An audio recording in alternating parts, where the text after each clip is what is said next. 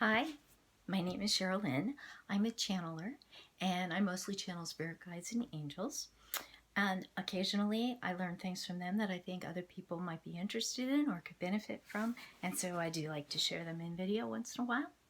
And the thing I'd like to share today is something that keeps coming up for me now.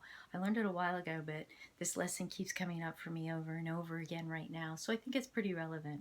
So I wanted to tell you about it. So it was a while ago. I had joined a group. It was kind of a support group for like-minded spiritual type people. And it just so happened that one of the first meetings I went to was on Earth Day. And in honor of Earth Day, the leader of the group wanted to do like a group healing type meditation.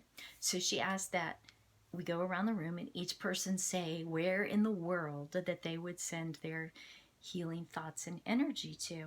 So as people were going around the room and saying what they were going to focus on, like the whales and forest fires and the ocean and global warming and oil leaks and things like that, I was wondering, what I thought. Well, what should I say? Where should I direct my focus to?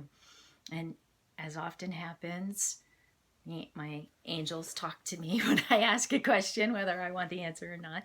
And they said, well, if you really, really want to do some good, some real good, then you should send your healing energy to the problem and not just the symptoms. And they said, you need to send the energy to the hearts of mankind, because that's where the disease stems from. And all of these things that you're talking about, they're symptoms of the disease.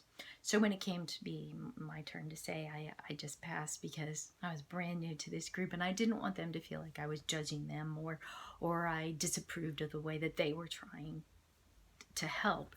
And I didn't know them well enough to just speak my mind yet. So then later I spoke to the angels again about it and asked them more questions, and they said, yeah, we're not saying to ignore the symptoms. We're not saying it's a good idea to just ignore the symptoms.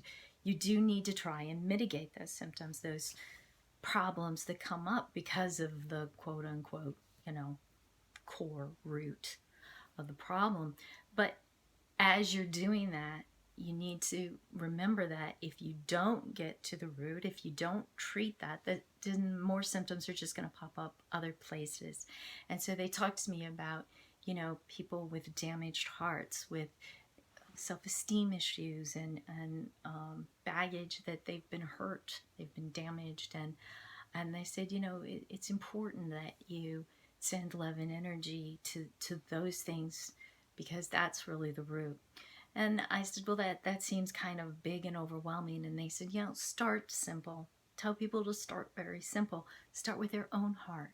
Fill your heart with love, compassion, empathy. Heal yourself and let that radiate out into the world. And that's a really good, simple first step to take.